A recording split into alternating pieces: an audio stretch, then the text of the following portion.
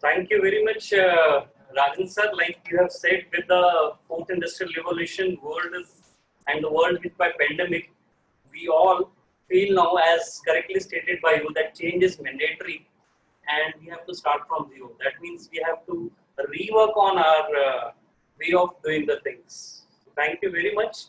With this, I feel honored and privileged to introduce our eminent panelists who will be sharing their dialogues on various areas ranging from climate crisis, health issues, digital divide, gender inequality, population burst, rising conflicts and violence.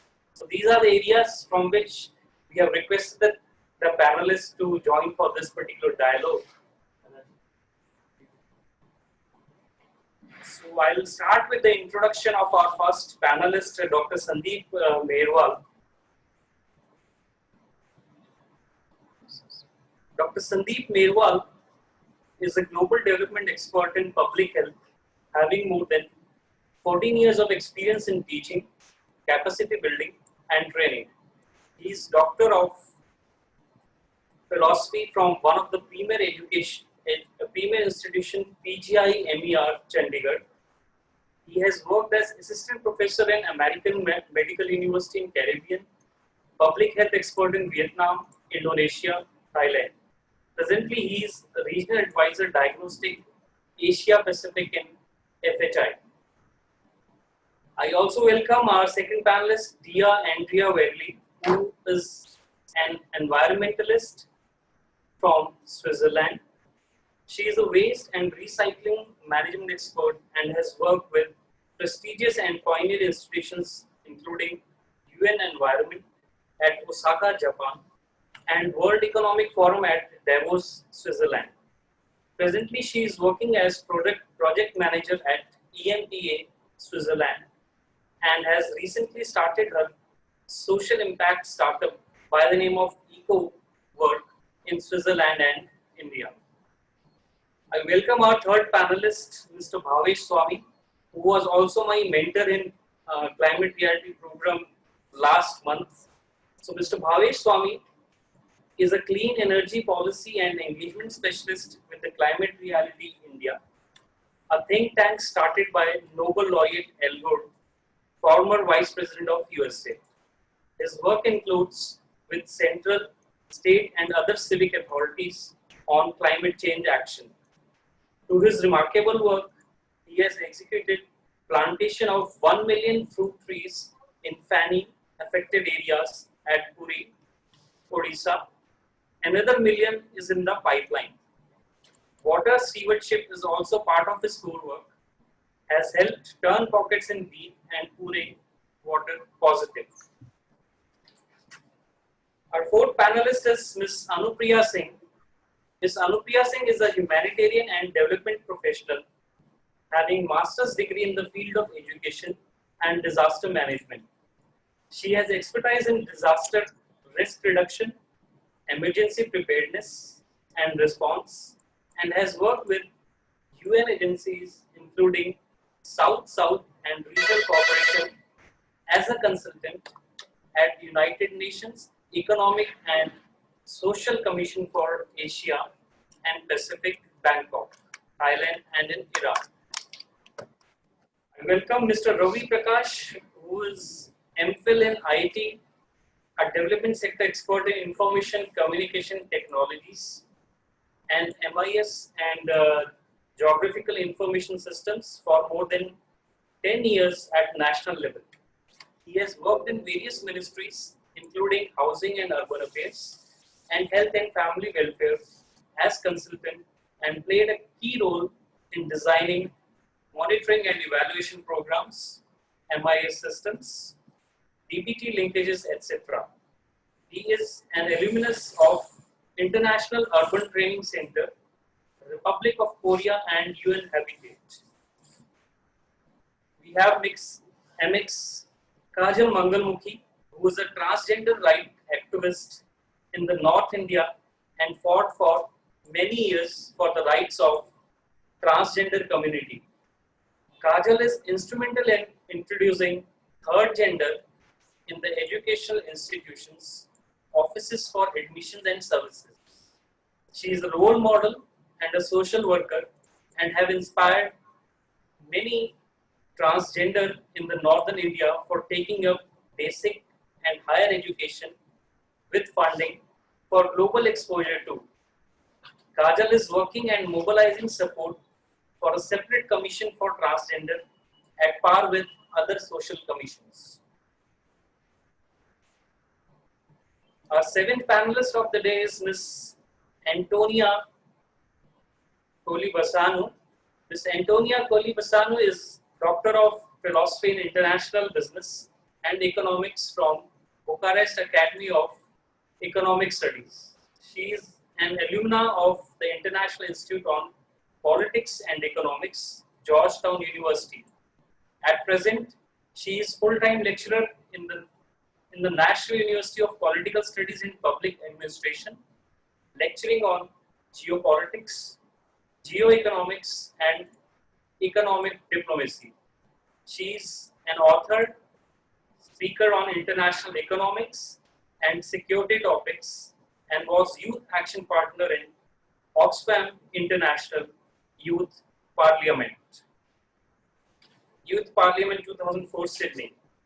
With this, let me introduce you to the team who has worked in the stealth mode, means who has worked in a hidden mode, which is being led by the convener of our program and our leader, Mr. Vivek Trivedi, who is the founder of APSWDP, Dr. Vishal Dhiman, Mr. Rajiv Choudhary, who is the technical head, and Dr. Sumit Arora.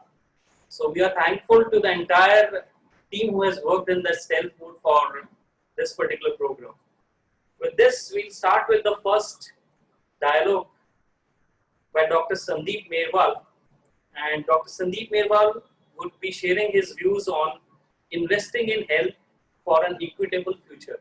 So Dr. Sandeep Merwal, I request you to please unmute your mic and please share your views with all of us.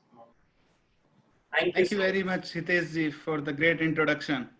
And good morning, good evening, good afternoon to all of you. And thanks for providing me the opportunity to be the part of this important forum. Yes, you have put up a very good question for me, rather a field. Are we investing enough in the health sector? I think I need not to tell anyone. All of us have become an expert during this COVID time. I'm not a health economist, but all of us have seen what has happened around the world. A virus hit the world, and we have seen the collapse of health system. Every single country around the world struggled through managing this pandemic. So even the countries who are investing heavily in the health system, the health system was not ready to cope up with this emergency. We have seen what has happened in Spain. We have seen what has happened in US, and you name any country, every single country was struggling. And if I say the investment, I am not an health economist, so I cannot comment what is the right percentage of GDP should go for the health sector. But I would say as long as out of the pocket expenses are there, we are not spending enough into the health sector, which is unfortunately 62% in India. And it ranges around 40 to 70% in other developing countries. So this clearly says that we are not investing enough into the health sector. And therefore, we have seen these inefficiencies into the system. One is because of the insufficient investment, and second thing, the investment was there, like in some of the developed countries who are investing 8 to 10% of their GDP, like US in health sector. The system was not efficient enough to cope up with the emergency, which was hit suddenly. So, what we have learned during this COVID time. Few things, being a public health person, I have learned. One, that as I said, every single country struggled through this time, managing this pandemic. The system was either was underfunded or inefficient. Second thing, which I would say a good thing, a good lesson learned, that OPDs, hospital,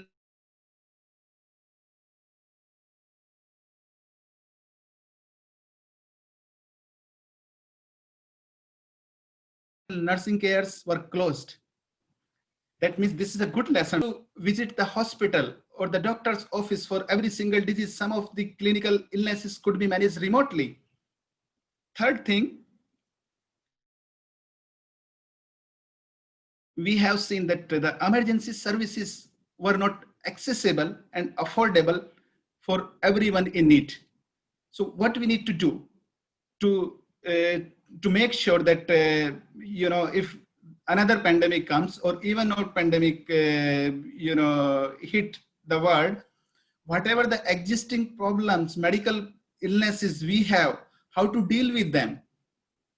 First of all, I think we have learned, and there is a good time, my suggestion to UN is to rewrite a complete rewriting of the medical care guidelines. There should be a clear distinction between the home care and the hospital care.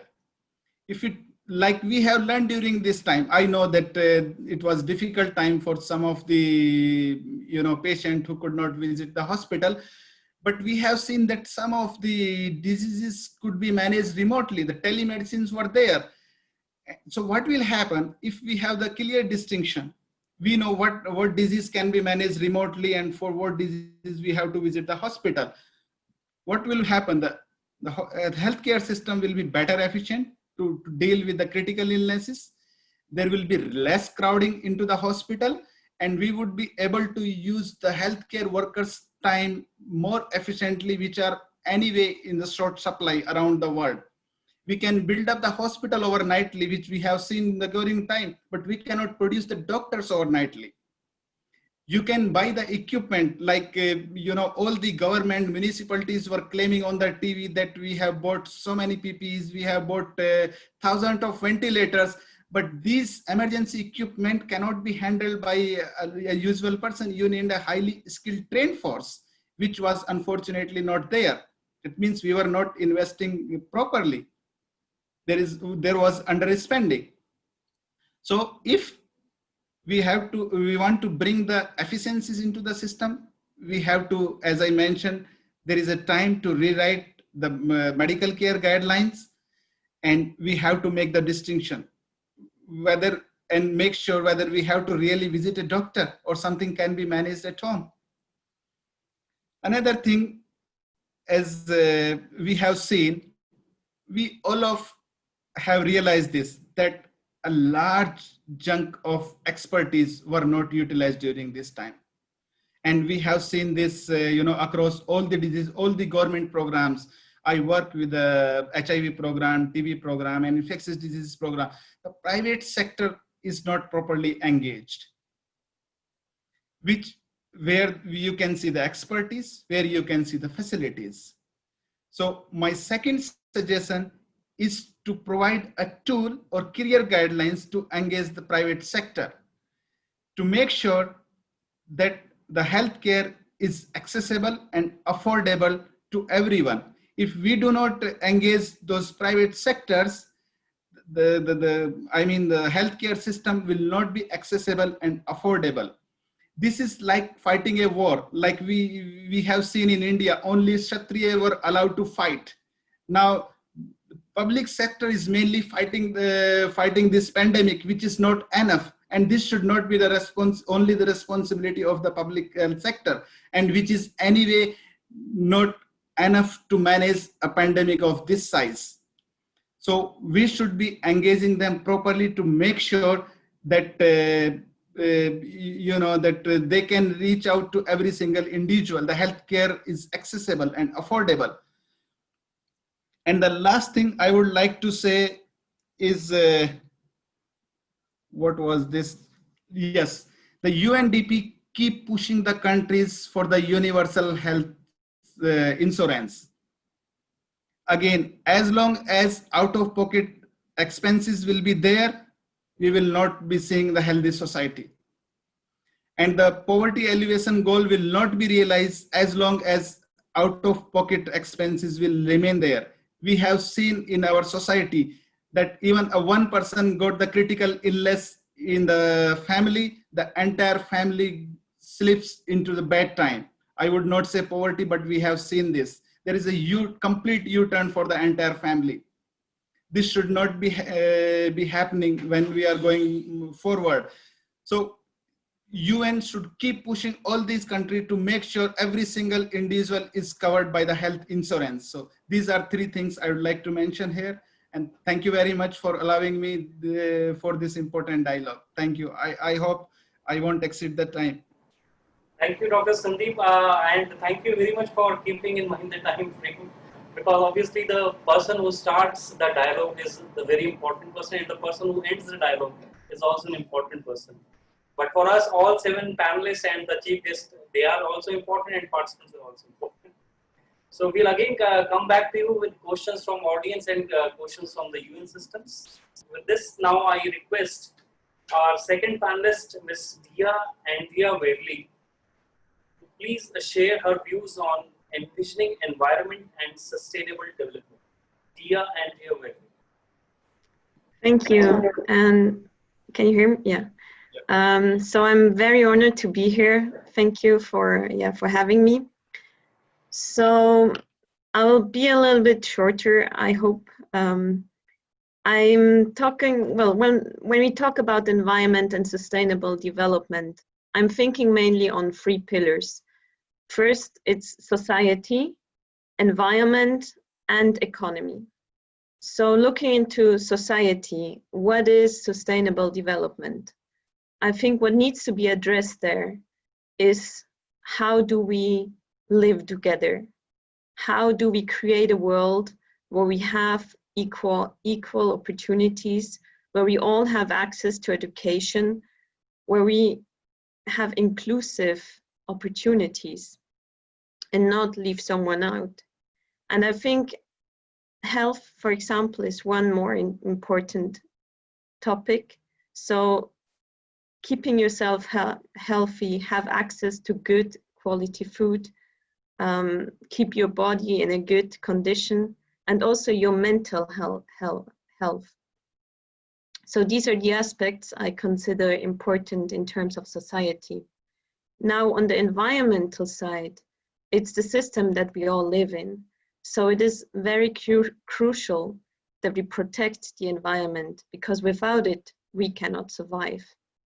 So, of course, climate change is a huge topic that needs to be addressed, but also pollution, the use of resources. And here, I think you can follow the 3 principles of first, refuse, then reduce, and only then recycle.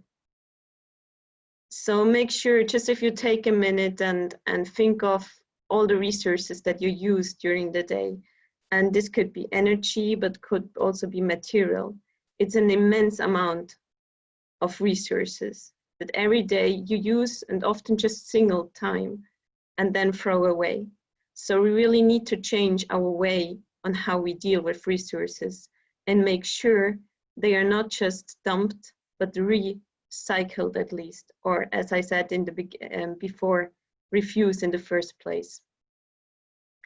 Then on the economics, I think to have a sustainable development, it is very important to focus on local markets, because only then the money circulates locally. It creates jobs, and you also understand what you do when you buy a certain product, because that product comes from your local market, and you see where it is produced, how it is produced, and all the effects or negative consequences you will feel, and not somebody who is on the other side of the world. So I think it's important to focus on the local market, and this will also help to create a more resilient economic system, and then make in for example, if something like a pandemic occurs, make it more resilient and also faster and easier to recover. So this is my view on how we should, where we should focus on in terms of sustainable development.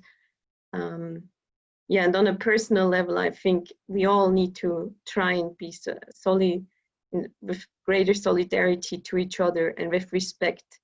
Every one of us is different. Every one of us has a different background. But at the end, I think we are all the same.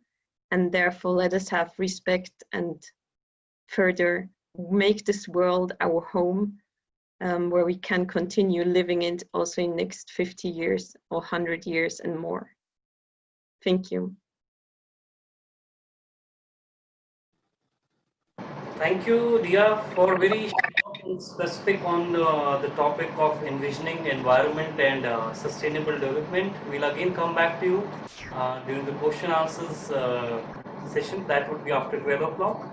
With this, I request our next panelist of the day, Mr. Bhavesh Swami, to please share his views on the climate crisis, a race we can win. Mr. Bhavesh Swami. Good morning, friends, and many thanks to Vivek ji, Sumit ji, Ritesh ji, and the entire team of APSWDP. Hope I'm correct in pronouncing that, for bringing it all together. Though we might have been attending more seminars, I think webinars to be correct, say in the whole of this year, then probably say in 2019. But the point is, how much of it have we been taking back home? What have we learned for that matter? What is it that has shaped my vision for a better future? And that's where probably I relate it to the climate change conversation. Our chief guest also mentioned that this is a make or break year.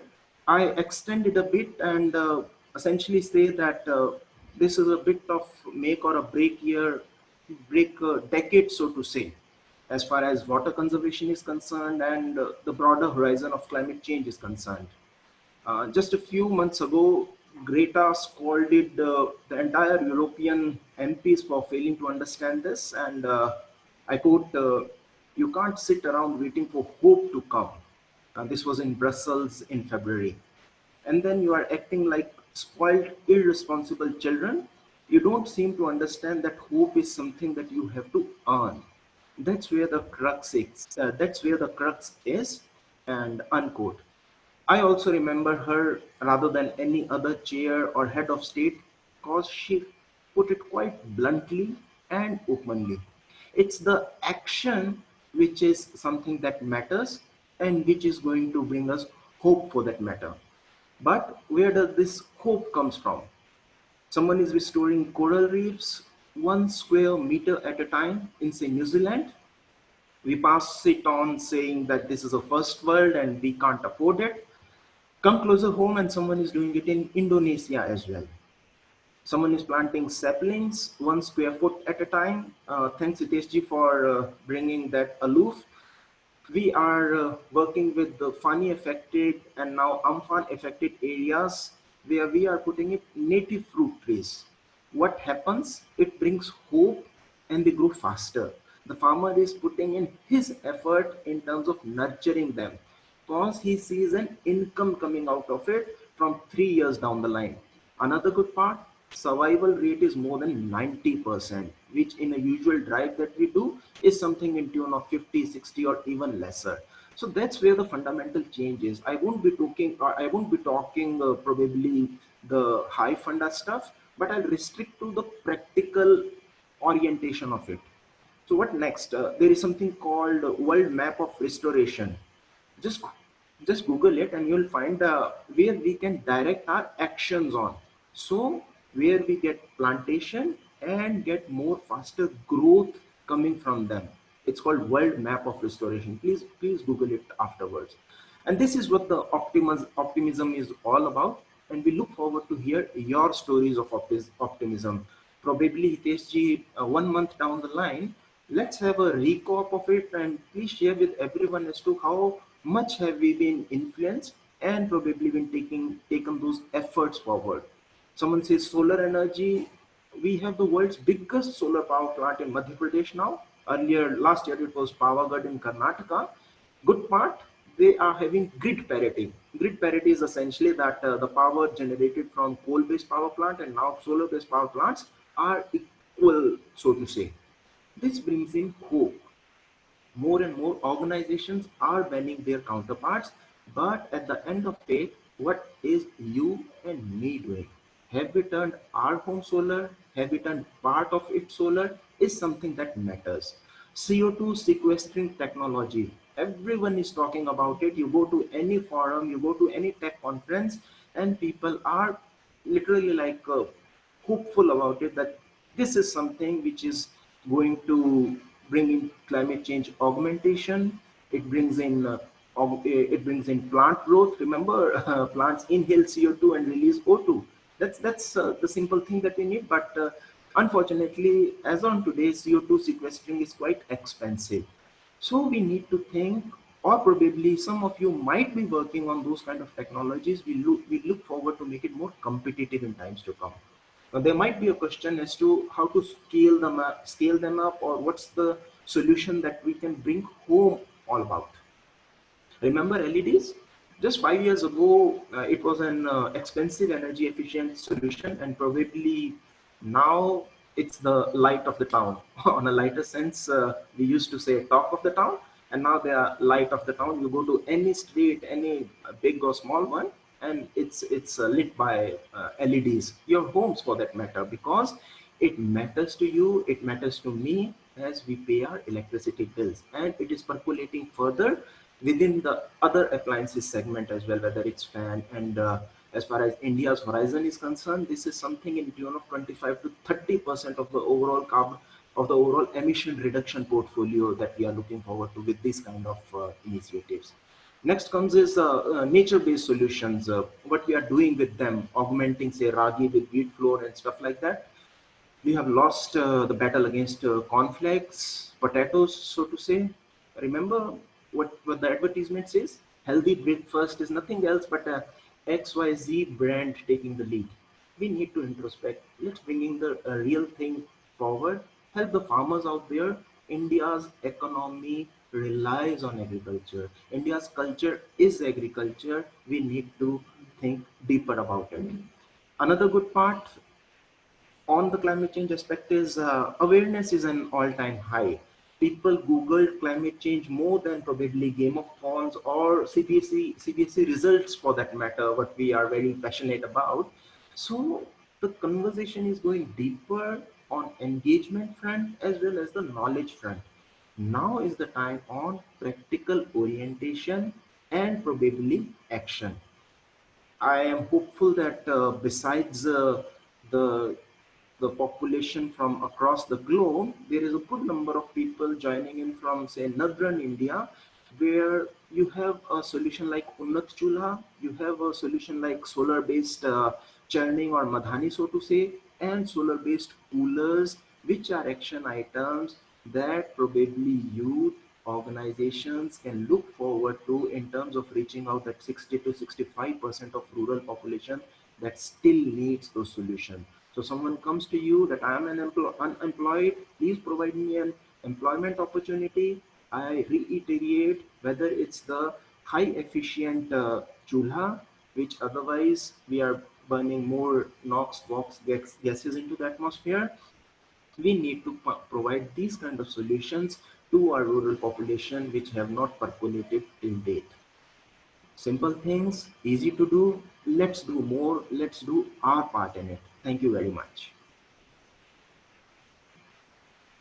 Thank you very much, Bhavesh ji, for sharing your views on climate change, what impact it is taking, and what are the solutions like, what are the solutions through which we can build a base. Now we'll request our next panelist of the day, Ms. Anupriya Singh, to share her views on women and girls closing the gender gap. Ms. Anupriya Singh.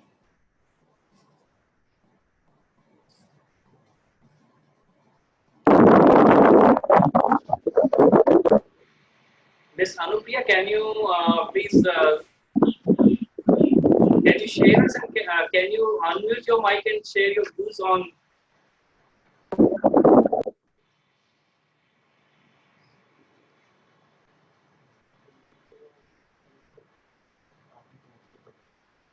this? Anupriya, are you there in the chat room?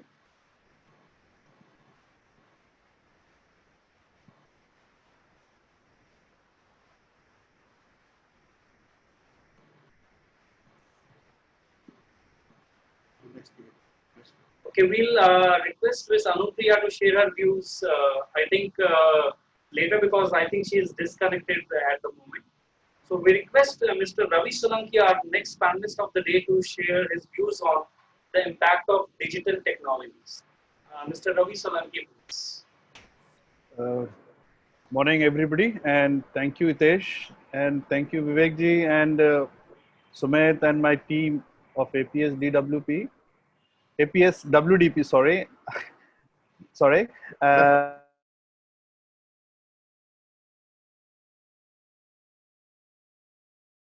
My people in the society who can be a warriors for addressing the challenges in the society, especially in terms of health sector or livelihood, technology, and also overall development or overall reformation or remodeling of our mother earth, so that our humanity can sustain for longer period.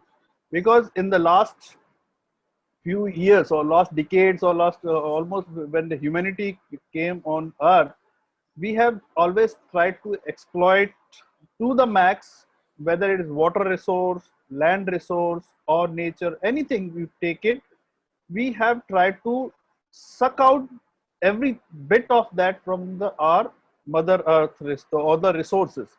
So and this platform which is being given to me as will provide a platform opportunity to share my views how technology can play a pivotal role to achieve the SDGs, or in a way, if I would like to make it more simpler, because we have our young aspirants also part of the participant, like अगर हमें अपनी पृथ्वी को, अपनी mother earth को बचाना है या उसको आगे आने वाली पीढ़ी को हमें कुछ देना है, तो then this is the right time to respond.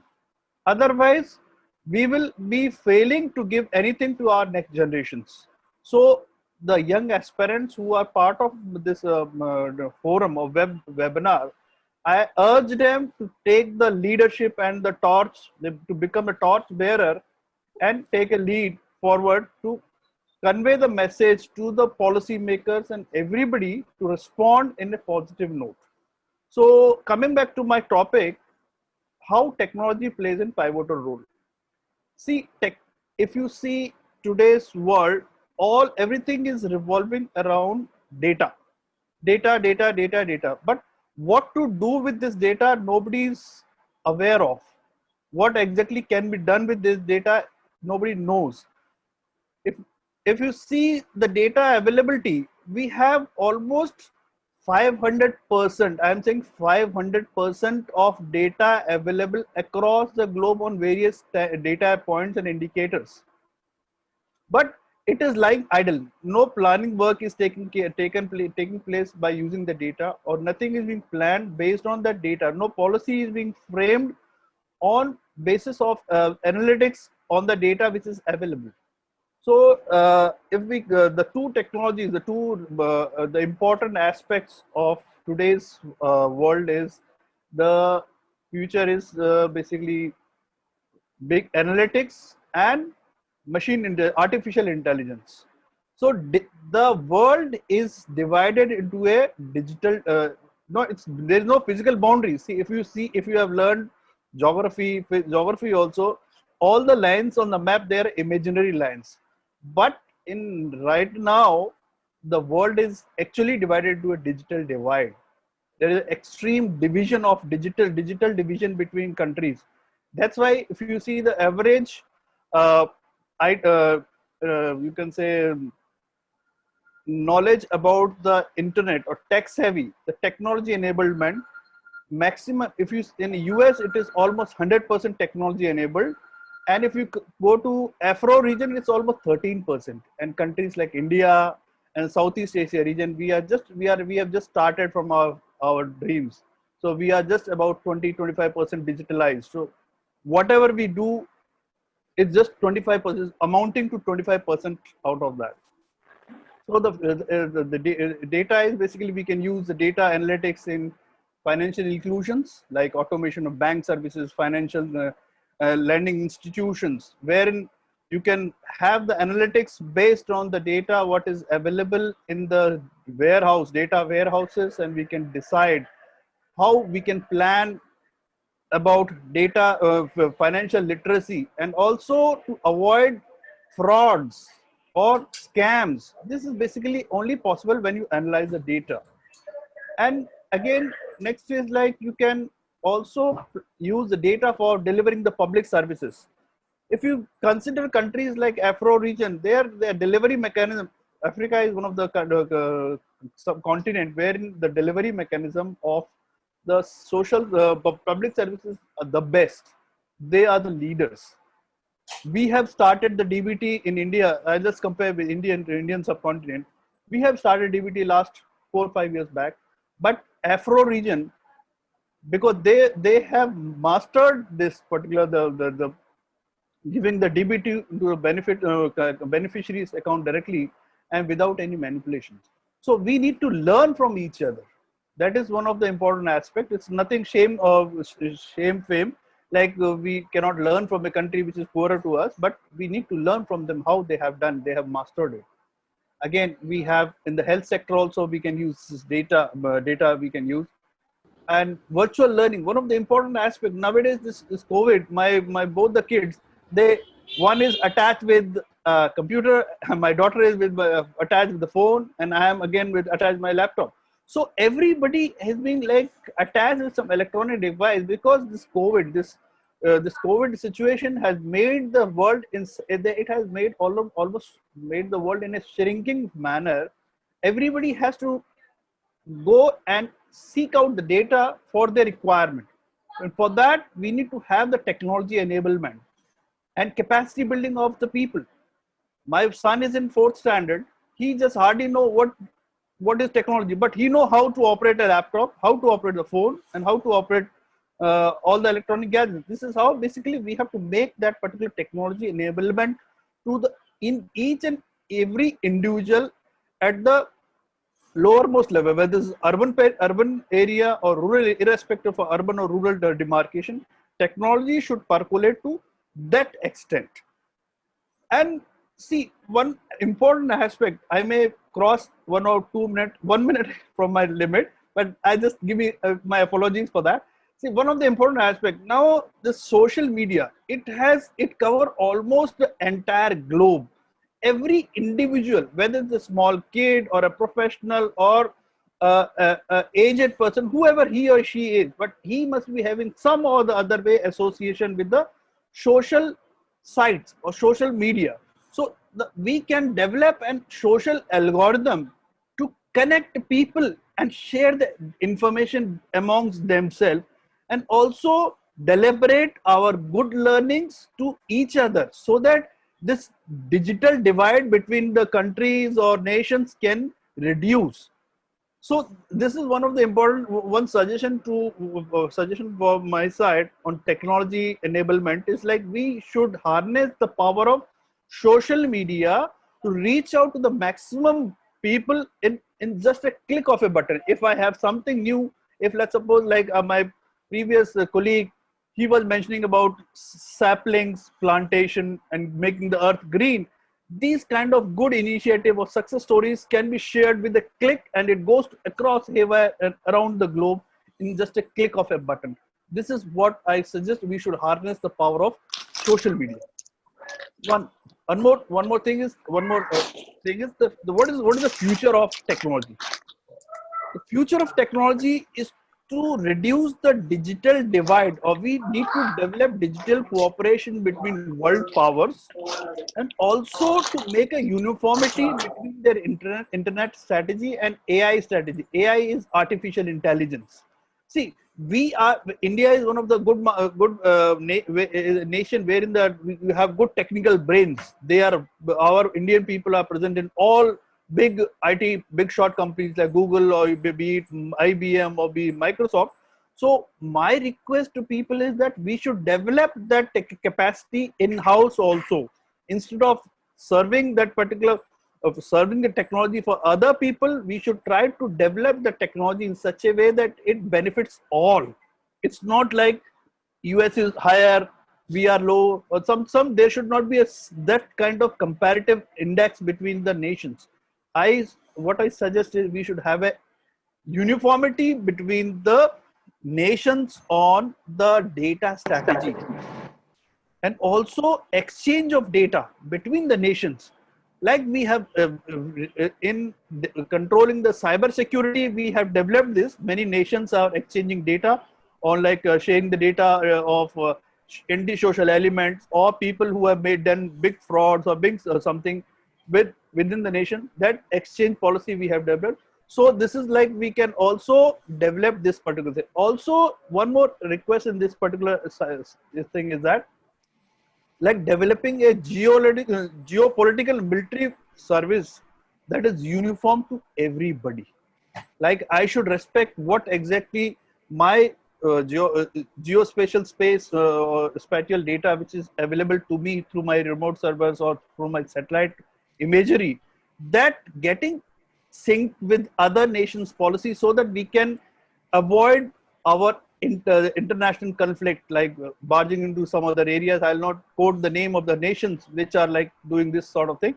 So exchange of data or satellite imagery amongst the nation will one of the another enabling factor between the nation to develop a united world with harmony.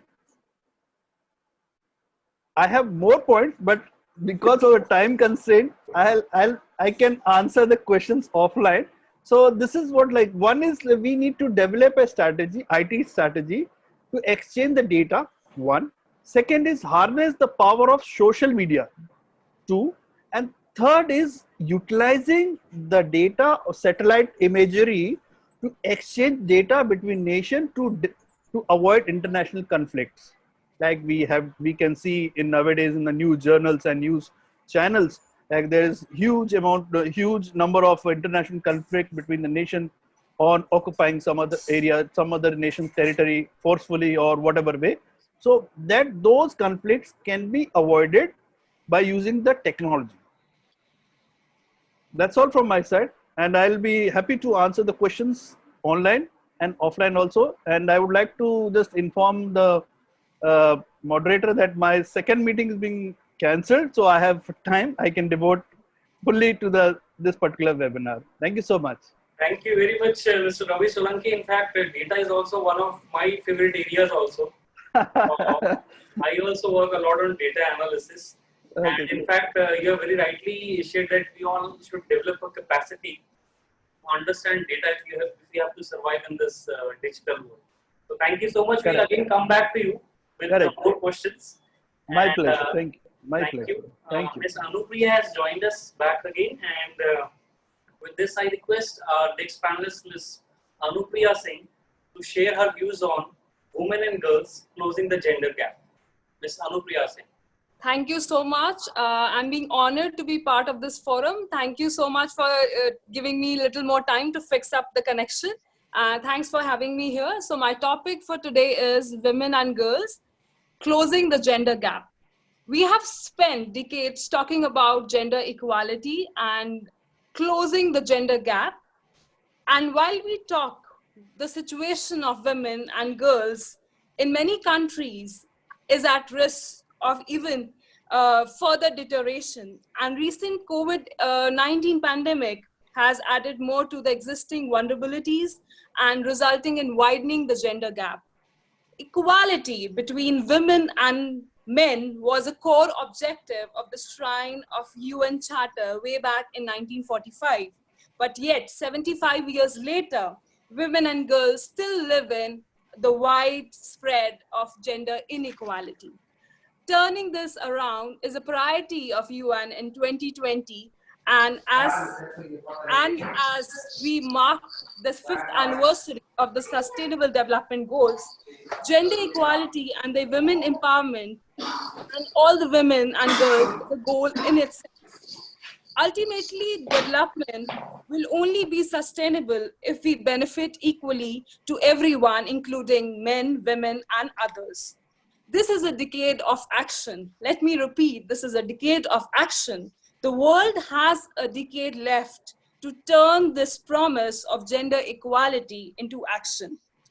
So long back, we used to think access to opportunities and education was the door through which women could enter the world of equal footing of men.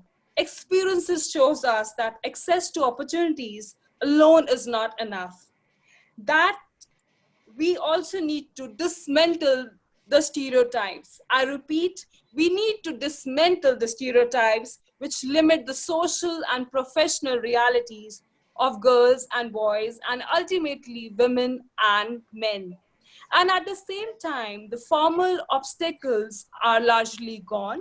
The visibility of women is on rise. The opportunities we say with confidence are there, but at the same time, we remain a long way from achieving equality of outcomes at home, at workplace, in education, and at work. This is an enormous gap between girls and women, capabilities and expectation on one hand, and social, professional, and political realities on the other hand. It is a gap that we must bridge on. The picture so far we painted is understandably painted in terms of problems to address inequalities. The miles ahead requires us to expand the horizon towards opportunities that we can achievingly the goal of gender equality. I would like to add that we need to scale up gender equalities interventions that requires fixing up and coming up with good practices in policies and planning at the governance level, but at the individual level, we need to scale up certain things. The pointers are as follows. First is share the care. We often hear that women work is never ending, but at the same time, if we share the responsibilities, we can bring gender equality in our real lives. Second, reject the binary. Repeat after me, it's humankind, it's not mankind. I repeat, it's humankind, it's not mankind. The day we analyze this thing, the gender equality will be gone, certainly. Demand for equal work culture. It's very, very high time that we all demand for equal work culture. It's not only women's responsibility to ask and to fight, to advocate for equal rights, but at the same time is the responsibilities for everyone, for men and others, to fight for the equal culture. Exercise your political rights. When I say exercise your political rights, I would like to state some facts of the World Economic Forum, which says that only 19% of the women across the world participate in the political rights, and is part of the national assemblies and national parliaments. But 7%, only the 7% of the women in the entire world is part of the political parliaments, which is a huge gap. So we need to meet the gap, and it's the age, as I always say, is the age of decade and age of action. We need to bring up certain changes so that we meet the 2030 agenda on gender equality. Lastly, I would like to say that challenges state that respect for others' choices. There are choices, and do not teach them like there is, and we need to teach the children, start from the beginning, that we need to respect each other and we need to give importance of each other's worth. So it's very, very important. Lastly, I think, sir, do I have time, or I just have 30 seconds left? So I got the indicator. So lastly, I would like to say that gender equality is is not only good for women, it's good for everyone, and it's good for the society. So we must strive towards achieving the sustainable development goal of gender equality through peace and harmony. Thank you so much. Thank you so much, Ms. Anupriya, for completing it right on time within 5 minutes, and a very good learning for all of us, especially for me also when I will say to my wife that it's human time, it's not man time. Thank you. So thank you very much. We'll again come back to you with questions during Sure. the question answer session, and from here, for the convenience of all, I'll be communicating certain things in a regional language, that is in Hindi, as well as in English also. So our next panelist of the day is Kajal Mangalmukhi, who is a transgender activist. So काजल मंगलमुखी जी, हम आपका स्वागत करते हैं इस UN 75 dialogue में, और हम request करेंगे कि आप अपने व्यूज इनइक्वालिटी के ऊपर शेयर कीजिए ऑडियंस के साथ. Miss Kajal Mangalmukhi ji, please. Namaskar, good afternoon, everyone. First of all, I want to thank Sir Trivedi sir and all the participants here, really, giving me this opportunity. बहुत बहुत अच्छा लग रहा है मुझे सर यहाँ के अपना जो भी जो प्रॉब्लम्स जो है, जो ट्रांसजेंडर्स के जो भी जो स्ट्रगल्स हैं, मैं अपना शेयर करना चाहती हूँ. वाकई में बहुत ही मुश्किल है एक ट्रांसजेंडर्स की, जब भी उसकी बचपन से उसकी लाइफ जो है फाइटिंग शुरू हो जाती है, चाइल्डहुड से फाइटिंग टू बर्थ से शुरू हो जाते कि एक तो एक्सेप्टेंस नहीं है, और उसके साथ साथ जैसे बचपन में ना उसके फ्रेंड्स जैसे या मेल होते हैं या फीमेल होते हैं, कोई भी नहीं होते, बहुत मुश्किल होते हैं. उसके साथ साथ फिर उसके बाद उसकी जेंडर आइडेंटिटी जो है डिस्पोरिया के शिकार हो जाते हैं. जब वो टीनेज एज में आएंगे, जब भी डिस्पोरिया के शिकार हो जाते हैं, डिस्पोरिया के शिकार होने के बाद वो खुद पहचान नहीं पाते कि मैं कौन हूँ, मैं क्या हूँ.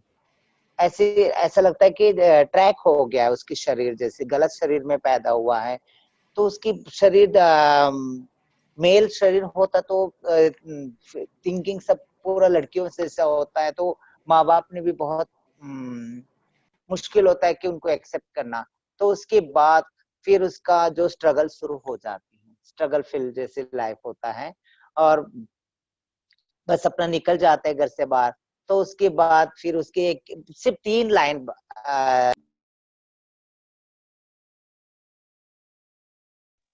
है, या उसको प्रोस्टिट्यूशन अपनाना पड़ता है या बैगिंग अपनाना पड़ता आदि होता है, वहां अपनाना पड़ता है. मगर क्यों वी आर बायोलॉजिकल ट्रांसजेंडर है, but our psychological is not transgender. You can understanding in everyone. कहते ना ह्यूमैनिटी फील लाइफ है हमारा भी, जैसी इंसानियत बराबर जिंदगी है, फिर भी अपने एक्सेप्टेंस क्यों नहीं है माँ बाप से. और उसके साथ साथ समझते हैं कि माँ बाप जैसे आउट टू मर्डरिस्ट को भी एक्सेप्ट कर लेते हैं, या रेपिस्ट को भी एक्सेप्ट कर लेते हैं, या कोई अपंग बच्चा भी हो उसको भी एक्सेप्ट कर लेते हैं, बट हमारे जैसे बच्चों को क्यों नहीं एक्सेप्ट करते हैं. तो उसका स्ट्रगल फिर शुरू होता है. तो उसके बाद फिर अपना हमें भी इच्छा लगता है कि हमें भी पढ़ना है, आगे आगे बढ़ना है. अच्छी. और उसके साथ साथ हमें कोई सपोर्ट नहीं होता है, या माँ बाप की तरफ से या कोई सोसाइटी से कहीं से भी नहीं एक्सेप्ट होता है हमारे लिए. और उसके बाद मैंने सोची कि क्यों ना हम आगे बढ़े. हमारे लिए मैं चंडीगढ़ में मैंने अपना Punjab and Haryana high court से 2008 से मैंने अपना पिटिशन फाइल करी, ताकि हमारे लिए 3 रास्ता छोड़े तो और कोई रास्ता ही नहीं है जीने के लिए. तो उसके बाद मैंने reservation for transgenders, government jobs for transgenders के लिए मैंने 2008 में मैंने पिटिशन फाइल करी Punjab and Haryana high court से. फिर उसके बाद हमें 2014 में other category, male and female other category मिला. उसके साथ साथ right to education and right to election मिला. उसके तुरंत बाद मैंने अपना जो जितने जो ट्रांसजेंडर्स जो है मैं उनको सेंसिटाइज करी, काउंसलिंग करके, फिर उसके साथ साथ मैंने अपना तुम आगे बढ़ो, तुम अपने जेंडर के साथ पढ़ो। तो फिर बाद में उनको करी अच्छी तरह उनको मैंने अपना काउंसलिंग की। तो उसके बाद कुछ बच्चे तो अभी भी अपने माँ बाप के पास दब दब के रहते हैं, बट आगे नहीं आ पाते। बहुत सारे ऐसे ट्रांसजेंडर्स है तो अपने आगे नहीं आ पा रहे, मगर बहुत सारे ट्रांसजेंडर्स ऐसे भी है मेरे साथ, कोई पीएचडी कर रहे हैं, कोई एमए कर रहे हैं, कोई फैशन डिजाइनर है पंजाब यूनिवर्सिटी से। उनकी सबके अपने हेल्प कर रही हूँ, जितना हो सके उतना। मैं मंगलमुखी ट्रांसजेंडर वेलफेयर सोसाइटी की प्रेसिडेंट भी हूँ, एक संस्था खोल रखी हूँ। और उसके साथ साथ जो बच्चे ऐसे सारे इतने सारे बच्चे हैं जो अपने कहते कि जो जो प्रॉब्लम जो ऑल द जो ट्रांसजेंडर प्रॉब्लम जो होता है सर, उसके साथ साथ सोसाइटी डेवलपमेंट ऑफ कहते कि सहयोग देना चाहिए। हमने बहुत कोशिश करके ट्रांसजेंडर वेलफेयर बोर्ड जो बोर्ड भी हमने खुलवाए सर। बोर्ड अगर होके भी कोई फायदा नहीं हो पा रहे चंडीगढ़ के अंदर, कोई इम्प्लीमेंटेशन नहीं हो पा रही, कोई भी राइट्स के इम्प्लीमेंटेशन नहीं हो पा रहे। कोई कहता कि कोई एस्ट्रोनॉट भी बनना चाहता है ट्रांसजेंडर, कोई डॉक्टर भी बनना चाहते हैं, आईएएस ऑफिसर बनना चाहते हैं, आईपीएस ऑफिसर बनना चाहते हैं, साथ साथ में सर स्पोर्ट्स में भी जाना चाहते हैं। बट कोई सब होते ना, दांत होते तो चने नहीं, चने हो तो दांत नहीं। सब समझते कि सिर्फ जेंडर के ही देखा जाते हैं, क्यों नहीं एक ट्रांसजेंडर्स को आगे ले जाना चाहते। मैं बहुत बहुत थैंक्स मैं कहना चाहती हूँ त्रिवेदी सर को, ताकि उन्होंने हमें जो स्ट्रीट वेंडर्स के लिए हमें बहुत बहुत उन्होंने हेल्प किए, जो लाइसेंस के लिए हमें लाइसेंस बनवाने के लिए उन्होंने बहुत सारे मदद किए। और उसके साथ साथ जो प्रधानमंत्री की कोष जो उसमें से 10,000 रुपए लोन भी दिए हैं उन्होंने।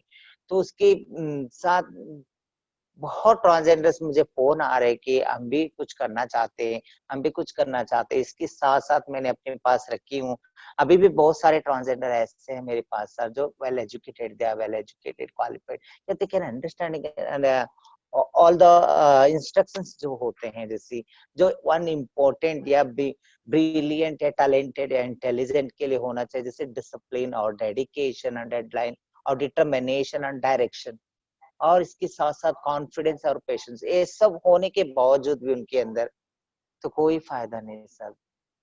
मैं चाहती हूँ कि आने वाले दिनों में एक ट्रांसजेंडर जैसी इक्वालिटी होना चाहिए, एक मेल और फीमेल एक ट्रांसजेंडर अपने साथ जैसी इक्वालिटी के साथ खड़े रहना चाहिए, जैसी वही बहुत इम्पोर्टेंट है।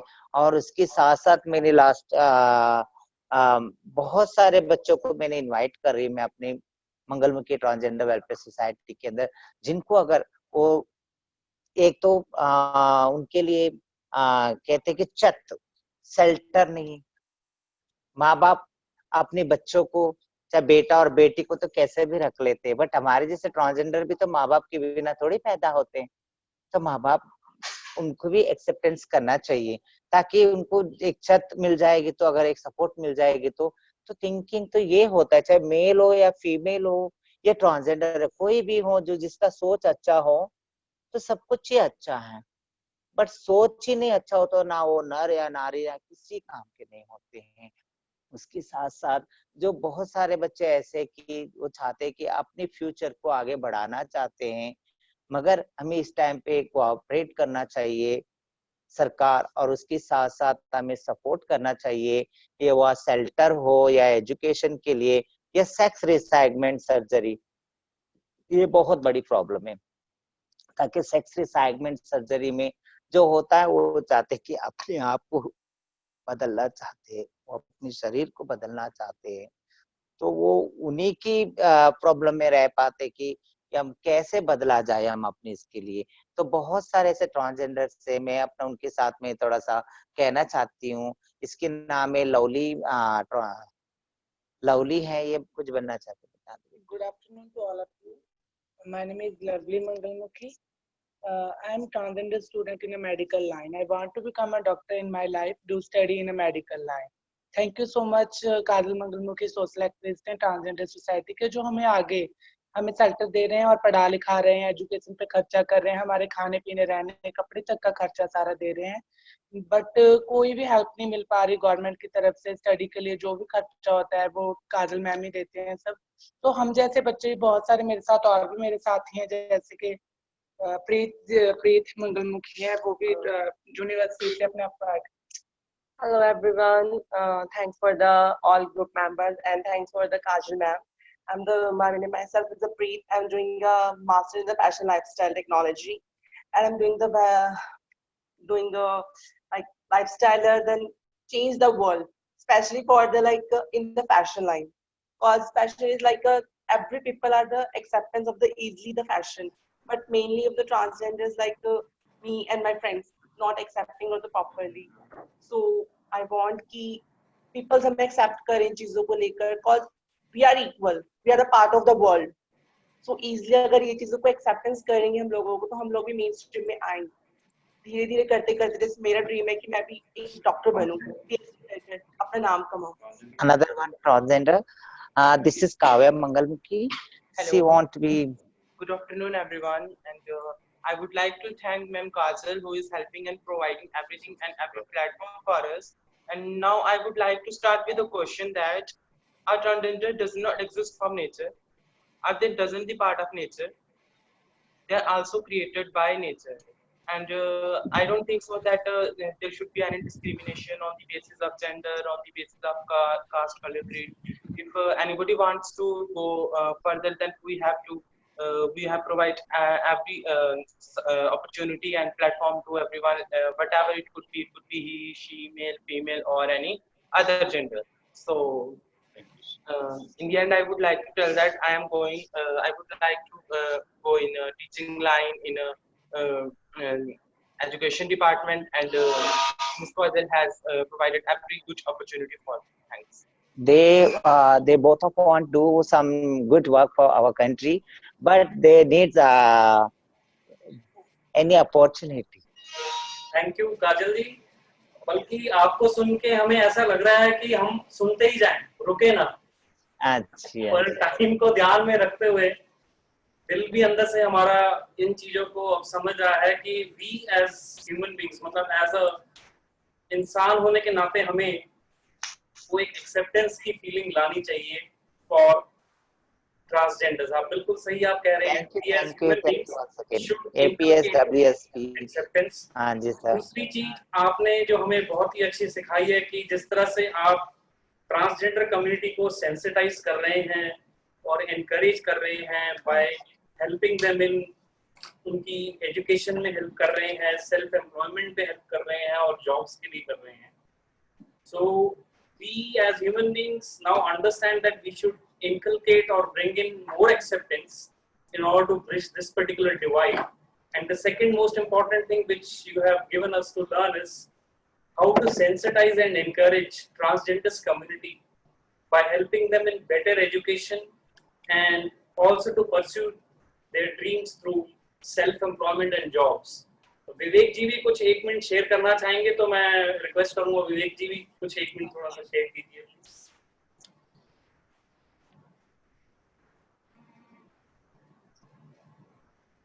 Kajal ji, thank you very much. I am really proud to get you involved in this one of the dialogue which we have initiated. And this is not alone a single dialogue, or we carry on such dialogues with a specialized subject and specialized areas and issues, particularly transgender issues in future. And we do like to involve your whole team. And one day you can come, you can sit, and we can plan a strategy to work in this segment too, keeping you lead in this. So thank you very much, Kajal ji. So we'll listen to you some more time. और मैं आपसे भी सुनूंगा। मुझे बहुत अच्छा लगा आज आपने जिस तरह से राइट्स को Thank you so much, sir. Thank you so much. First, I want to say from my true heart, thank you for you, sir. Really, you calling me here. Thank you, sir. Vivek, if I am permitted, I have one submission, please, regarding this session. Half minute. Okay. So my only submission is we should plan a dedicated one-day brainstorming session for the transgender inclusion into all the government schemes. I'll be happy to come down to Chandigarh and participate and contribute for the same. Sure. I volunteer for this. Thank you. I invite you from my cohort. Thank you, ma'am. Thank you. Best of luck. Thank you so much. Thank you so much. Even Ravi ji, you can take a lead from ministry because we have reported in our documents, and this is one of its kind, loans extended to transgender community, the licenses which we have extended, and the bylaws which were amended. Yeah, I saw the data, Chandigarh data, which was received to me, and I congratulate you that you have extended a support to Kajal ji's type of organization. So I'll be happy to take the lead on this part, and also what best can be done to for the inclusion of this particular our brotherly or sisterly community into the mainstream. That I'll take the lead. I extend my support. I'll be happy to extend my support in this regard. Thank you. So over to Hitesh ji, because we both have stepped in, we should not kill. So over to Hitesh ji, please. Yes. So thank you very much, Vivek ji and Ravi ji, for sharing your views and how we can have the further programs on this dialogue also. And now I request Ms. Antonia to please share her views on a new era of conflict and violence. Ms. Antonia, please. Yeah. Thank you very much, first of all, for inviting me. Thank you for putting this together. I have to say that I have the privilege to be here and speak last. Therefore, I learned a lot already. So I will be rather short and just point to several items that relate to violence and conflict with one remark. In all presentations so far, and you've seen me taking notes, I guess, in all presentations so far, I've seen elements that relate to security. And therefore, I'm going to start not as I would usually do as a geopolitical analyst, but I'm going to start by pointing out what this crisis that we are all going through right now, from India to Romania and to the United States, has brought up as opportunity, pointing out to the main questions that relate, what are we going to do next? It's also interesting that the UN has its 75th birthday while we are going through this crisis. Because the main question from my point of view is, what is the role of the nation state? Because we are facing now a change in the mindset of people, a change that drives from us realizing how vulnerable we are, but also how much progress we've made. We are all together here, and I get the chance to meet you and everyone else because of technology. But this is also a critical infrastructure in our world today. This points out to the other two main critical infrastructures, which are sanitary health systems and financial infrastructure. And that in turn points out to access and how we have unequal access to critical infrastructures that actually make us live in that global world that the UN helped shape together. So us humans are finding again in a place where we are very much different and we are very much unequal when it comes to accessing technology and accessing the critical infrastructure that is needed globally. And therefore, the second main question after what is the role of the nation state is, what is globalization today? This goes particularly into what conflict is going to look like. Because of course, because of technology and because of telecommunication, we have a lot of data, as it was pointed out earlier.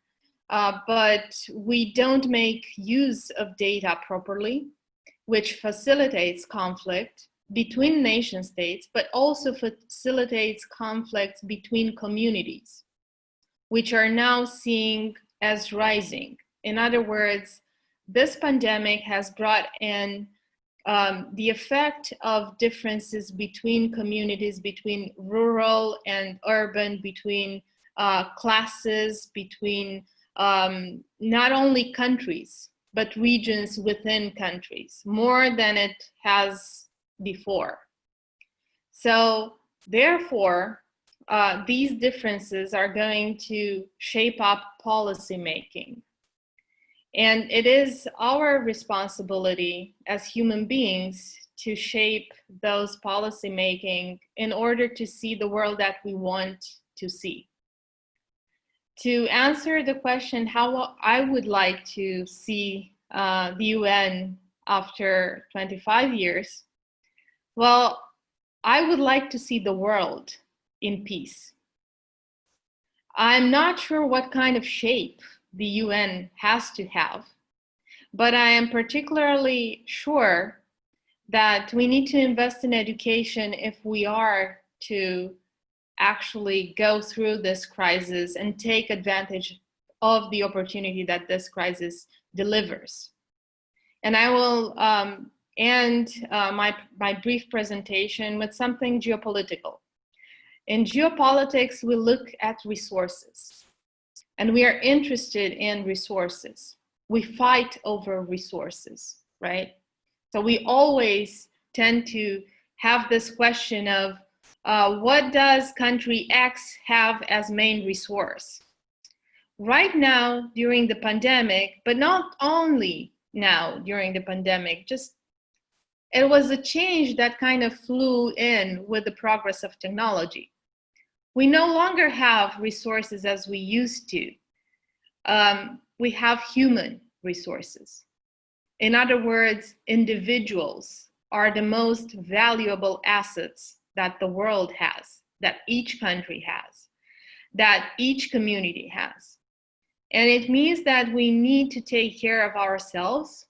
And as it was pointed out by our chief speaker today, whom I thank very much for giving the wisdom to us, I think it is important to actually distinguish what qualification we need and what kind of people we need. We need to work on the kind of people that we need to have in our society in order to make of a crisis and to transform it into an opportunity. I think that is the biggest geopolitical challenge that we are going to see. And that is going to shape the soft and the hard path of violence in the following decade and decades. But that needs to be addressed rather urgently in order to have a peaceful decade and a peaceful 25 years. Thank you very much. In fact, Antonia, thank you very much. We are thankful to you and to Almighty that we planned your dialogue towards the end, because you have beautifully compiled all other 6 sessions in your particular dialogue also. So thank you very much, and we might again come back to you with one question from audience. So what we have done is, now we are starting with the open house question and answers. Like participants who completed the second step, which was e-participation, who showed their interest towards joining this program. So they also shared few questions through that particular link with us. So we have received around 15 to 20 questions, but keeping in mind the time part, we are only taking one question per panelist. And the next part was related to the questions on global trends for UN 75 dialogue, which Dr. Sumit Arora was requested to take that particular part, but somehow we, me, Vivekji and Sumitji are feeling that those questions have been answered somehow in all the 7 different dialogues. So we'll stick with the open house question and answers, and after that we'll go to awareness quiz on UN systems. So with this next part, which is open house question and answers from the audience, the first question is for our panelist Anupriya Singh from Divya Lamba.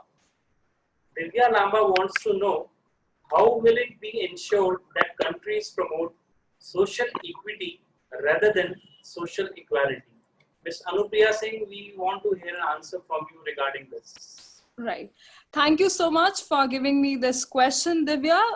You can, like, it's a very, very complicated situation, like how to promote social equity rather than social equality, which is a step further. I would like to tell you that by raising awareness, by integrating sustainable development goals and targets with that of identifying social issues, needs, and disparities among those affected. So when we integrate the targets and for example, if we integrate climate change with that of the development sector, we will come up with the results which will lead to social equity. So social equity is not only about equality between men, women, and others, but it is far ahead of generating opportunities for all. So I think if we raise awareness and we integrate such development goals with that of policy and governance, it will certainly promote in many countries. Thank you. Thank you, Anupriya, for a very short and specific answer to this question. And I request other panelists to also be short and specific to the questions, because that will enable us to complete the dialogue in time. So the next question is for Mr. Ravi Solanki, and the question is from Punya Arora. And Punya Arora is a student of class 9th. His question is to Ravi sir, and the question is, what role technology can play in achieving the United Nations Sustainable Development Goals? Mr. Ravi Solanki, please. Thank you, Hitesh, and thanks, Punya Arora, for posing me this question. And see, technology has a very important role if you consider the SDGs, the Sustainable Development Goals, because if you just spell out the word and it has some data linked to it.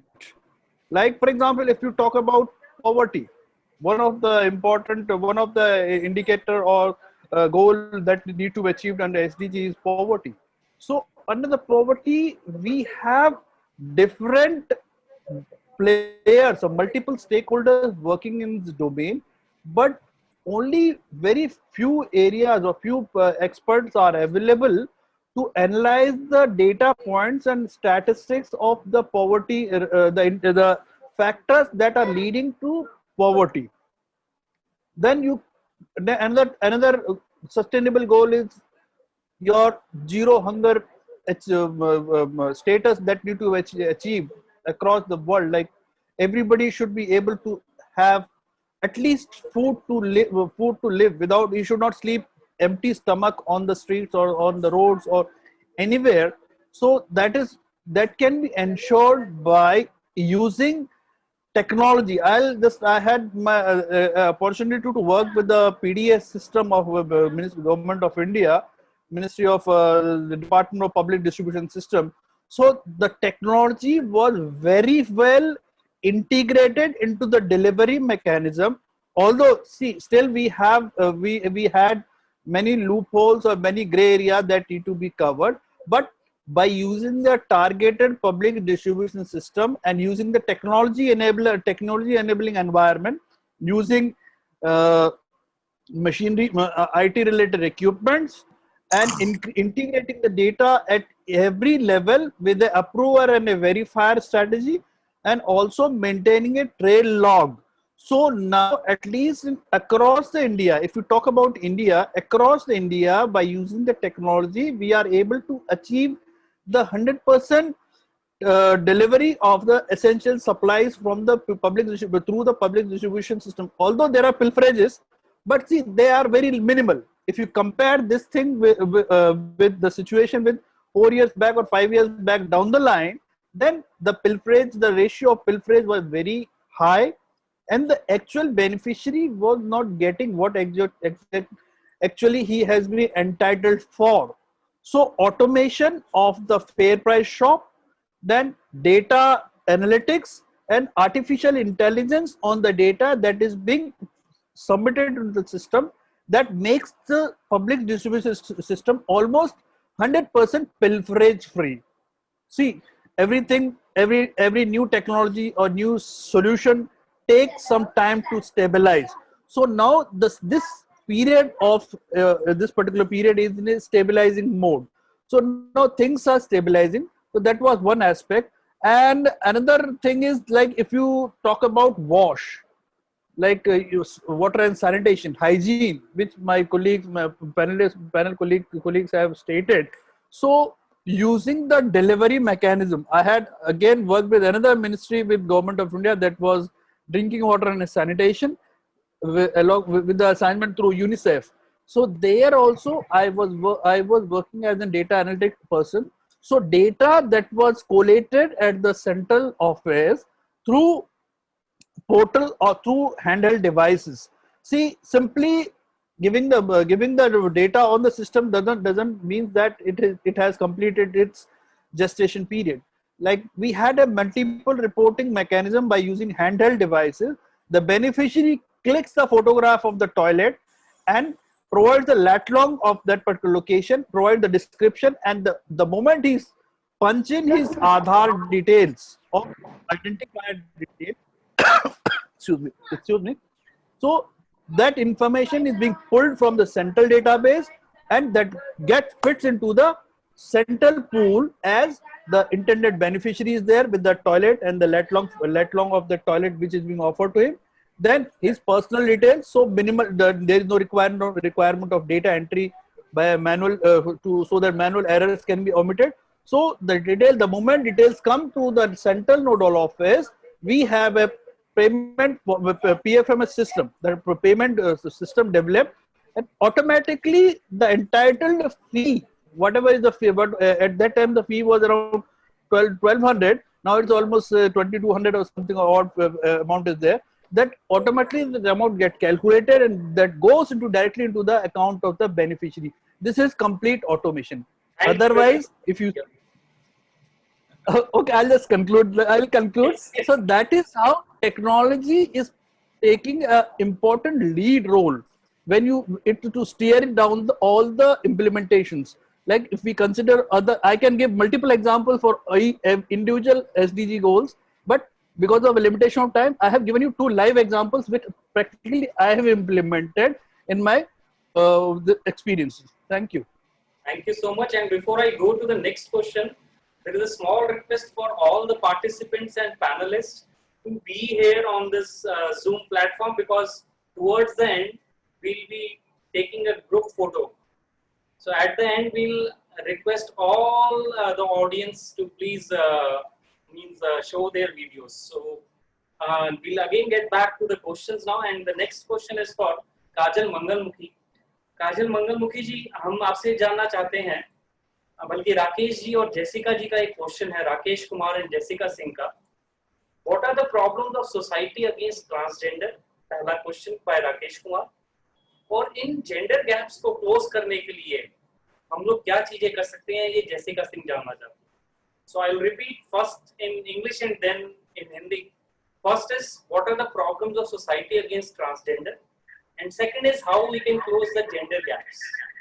समाज की मुश्किलें transgender के लिए क्या हैं, और एक अच्छे समाज के निर्माण के लिए हम जेंडर गैप को कैसे कम कर सकते हैं? सर, एक्चुअली जैसे ट्रांसजेंडर्स के लिए बहुत बहुत बड़ी इम्पोर्टेंट बात यह है कि पहले शेल्टर होना चाहिए, शेल्टर फॉर ट्रांसजेंडर्स, है ना, उनके लिए शेल्टर. और उसके बाद फिर एजुकेशन के लिए अगर वो आगे बढ़ना चाहे तो फीस बहुत मुश्किल हो जाते हैं. कहीं इग्नो हो या कहीं भी अगर कोई कॉलेजेस में जैसे उसमें जैसे फीस का बहुत प्रॉब्लम हो जाता है, ताकि या उसके इनकम सोर्स रहते नहीं, या उसको भीख मांगना पड़ेगा या प्रोस्टिट्यूशन करना पड़ेगा अगर वो फीस कनेक्ट करने के लिए. और उसके साथ साथ सेक्स रिसाइटमेंट सर्जरी अगर फ्री कॉस्ट में हो जाए तो वो बहुत अच्छी बात है. और उसके साथ साथ हेल्थ के लिए भी बहुत इम्पोर्टेंट है कि उनको जैसी रोटी कपड़ा मकान, ये 3 बहुत इम्पोर्टेंट होता है. तो मेरे से ज्यादा जो मेरे बच्चे बैठे हैं उनकी प्रॉब्लम जरा सुन लीजिएगा. Thank you, Kajaldi. Our next question is sir ऐसे बचपन से लेके अब तक हमें मुझे नहीं केवल मेरे साथी जो भी मेरे साथ हैं सबको बहुत सारी प्रॉब्लम्स फेस करनी पड़ी जिसके कारण आज तक हम आगे नहीं बढ़ चुके 21-22 साल की एज हो चुकी है अब तक कुछ ना कुछ बन के बैठते हैं हम भी आप जैसे आम बच्चों जैसे हैं जैसे आम लड़का लड़की है आपके बच्चे हैं उनकी तरह हैं हम भी आगे पढ़ लिख के कुछ बनना चाहते हैं हमारा भी सपना है कि हम भी अपने मम्मी डैडी का नाम रोशन करें क्योंकि एक लड़का होता है वो भी अपनी वाइफ के साथ अलग जिंदगी बसा लेता है लड़की होती है अपने ससुराल में चली जाती है केवल हम रहते हैं हम बुढ़ापे में साथी बन सकते हैं लाठी बन सकते माँ बाप अपने माँ बाप की तो हम कुछ बनना चाहते हैं कुछ करना चाहते हैं ऐसे मेरे ऑल फ्रेंड्स हैं जो अगेन वो इसी बात की आगे गवर्नमेंट से वेलफेयर बोर्ड से मांग करते हैं कि हमें एक तो फर्स्ट ऑफ ऑल हम वेल एजुकेटेड हैं हमें जॉब का दिया जाए सबसे पहले मैंने 2-3 जगह इंटरव्यू दे चुकी हूँ क्लियर भी कर चुकी हूँ बट कोई सर्विस नहीं दे पा रहा बिकॉज बोल देते हैं कि हमारे पास ट्रांसजेंडर की फर्स्ट प्रोफाइल आई है दैट्स व्हाई हमें सोचना पड़ेगा आगे बात करनी पड़ेगी मैं एक काजल जी मैं सॉरी आपको बीच में बोल रहा हूँ हाँ जी सर हाँ जी बिल्कुल मैं इस चीज के लिए माफी चाहूंगा क्योंकि हमने टाइम से प्रोग्राम को खत्म करना है तो बट ये पक्का है कि जैसे विवेक जी ने और रवि जी ने बोला है कि हम एक स्पेशल प्रोग्राम करेंगे जिसमें हम इन चीजों के ऊपर बात करेंगे जरूर सर जरूर हम कोऑपरेट करेंगे so thank you very much Kajal ji and Lovely ji and now I request this Antonia because there is a question from Mr. Moolraj and Mr. Moolraj wants to know from you Antonia that how can we engage universities in achieving the SDGs Sustainable Development Goals. That is a very good question and one that ties into the presentation actually. Education is the one key that we need to work on in order to avoid the crisis going deeper and differences going deeper. So universities can be not only a provider for the goals, but they need to be a provider for getting us out and getting us into an opportunity window, in other words. And I think the academic world is very important right now for two reasons. First, the universities facilitate not only education, but also research in education. So the questions that we are asking ourselves now are being debated first and foremost between professors and academics when they are doing their research. And this is very important because their voice needs to be heard by policymakers. So they work as a link.